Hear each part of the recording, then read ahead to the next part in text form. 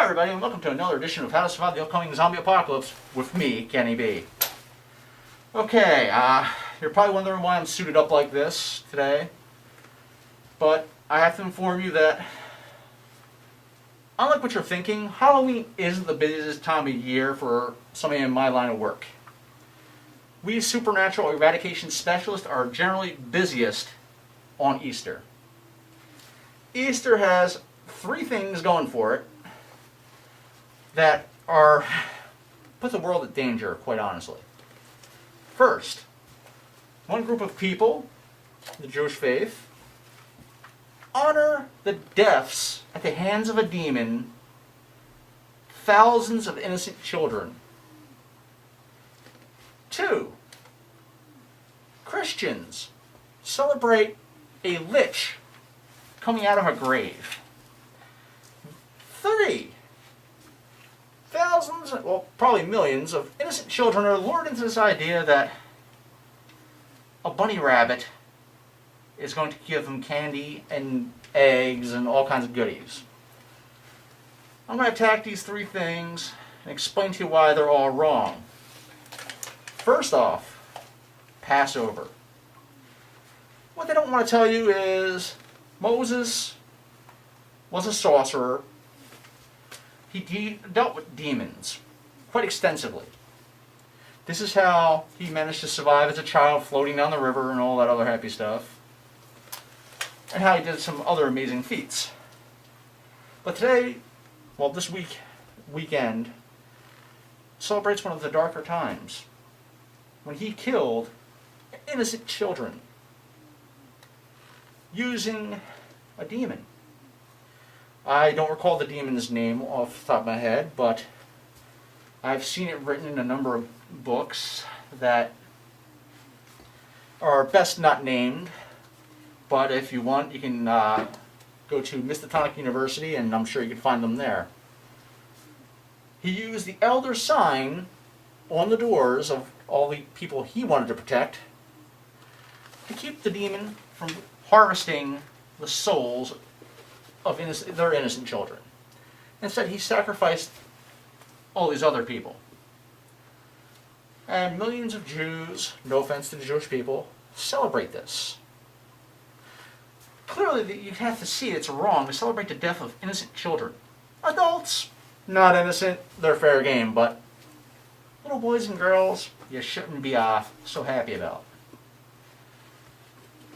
And as I said, these facts don't get out for numerous reasons. There are groups out there that suppress this information because they don't want you knowing. Because if you knew that Moses was a sorcerer, you might not be so inclined to be happy about some of the stuff he pulled. Now, number two, the Lich Lord Jesus Christ. What you don't know about Jesus was, during the 12 to 15 years, the Bible is not talking about him, he was studying under the mad Arab, Al-Hazard. That's right, he was learning the arts of necromancy, sorcery, and other dark arts from none other than the mad Arab himself.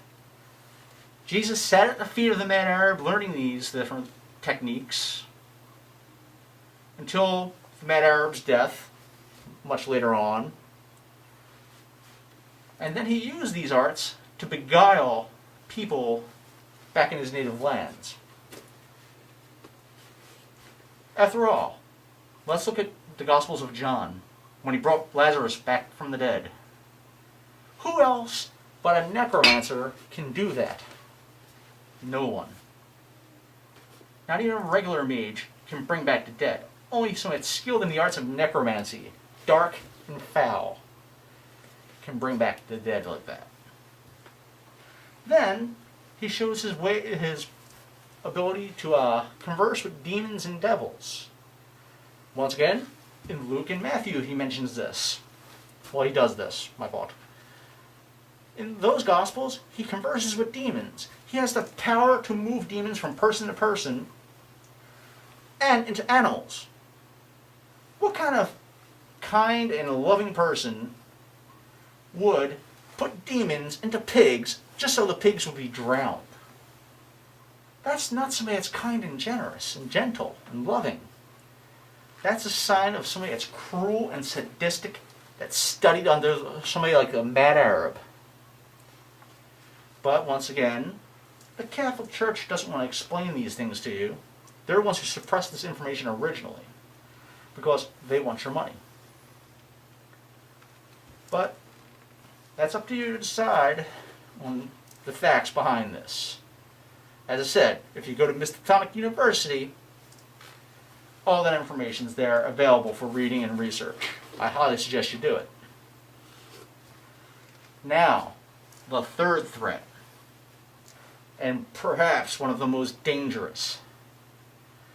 I mean, people who deal with demons and the Lich Lord, they're pretty dangerous. But the Vorpal Bunny is far worse. The Vorpal Bunny, you don't know much about because it's very few people have actually fought them and lived. Thankfully I haven't, because I'm not in that line of work normally. Normally, as I said, I deal with necromancers and zombies and stuff. But I've had friends who have come across the Vorpal Bunny and barely got out with their skin intact. The Vorpal Bunny comes to look like a sweet, innocent little rabbit.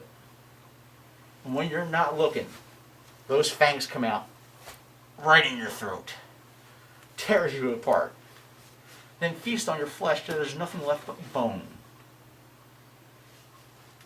What they don't tell you in the news is thousands of kids a year die to this creature. Now, our estimates put the Vorpal Bunnies at about 1,000 of them in the world.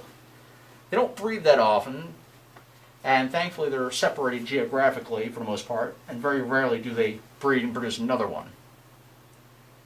But these creatures, you'll know, they're always white. They have protruding teeth, and their eyes are red. When you see one of them, don't get close. Step back, take good aim, blast them. I suggest reactive mass rounds because a wounded Vorpal Bunny is a dangerous Vorpal Bunny. And with reactive mass, the rounds detonate inside, killing that bunny fast. Doesn't have time to react. Now, the agency I work for, they're trying to find other means of dealing with these creatures, trying to root them out, because they do hide very well amongst domesticated rabbits. But we are working on finding a solution for them to find out how to find them easier. Unfortunately, a lot of times you're stuck waiting until they actually attack. And by then it's too late. One Vorpal Bunny can kill an entire family of 6 in 5 minutes. They'll have the flesh off the bones in another 20. So keep that in mind next time you're at the petting zoo and you see the cute little fluffy white bunny and you're petting it. It just might be a Vorpal Bunny waiting to attack. What's really crazy is there's people out there that worship them. Excuse me. And these people call themselves devil bunnies. And the devil bunnies seek to protect the Vorpal Bunny. What's really weird is there's a bunch of people out there that are combating the devil bunnies. I don't really know what their fucking real agenda is. They just call themselves FUDs. And those guys are pretty fucking weird if you ask me. But the FUDs and devil bunnies have had this war going on probably for a good, probably 80, 90 years, going back and forth. Sometimes their fights spill out into the real world. Other times it's just lots of feints and parries and whatnot. But, like I said, when it does break out into the real world, people die in droves. Not much else I can say about that subject. But, as I said, to protect yourself from the demon, you have to use the Elder Sign painted on your door this time of year. preferably in human blood. Unfortunately, that seems to be the most potent. If you don't have human blood, you can try cow's blood, but once again, it's not as potent. Paint that on your door this time of year. That'll protect you from the demon. That will come and kill your firstborn child. As for the Lich Lord, my people are still hunting him down. We do root out followers of his occasionally and wipe them out, but we can't really talk about that because our job is technically secret, and I shouldn't be telling you this information in the first place. As for the Devil Bunnies and the Whirlpool Bunny, just pray the Fuds keep doing their work.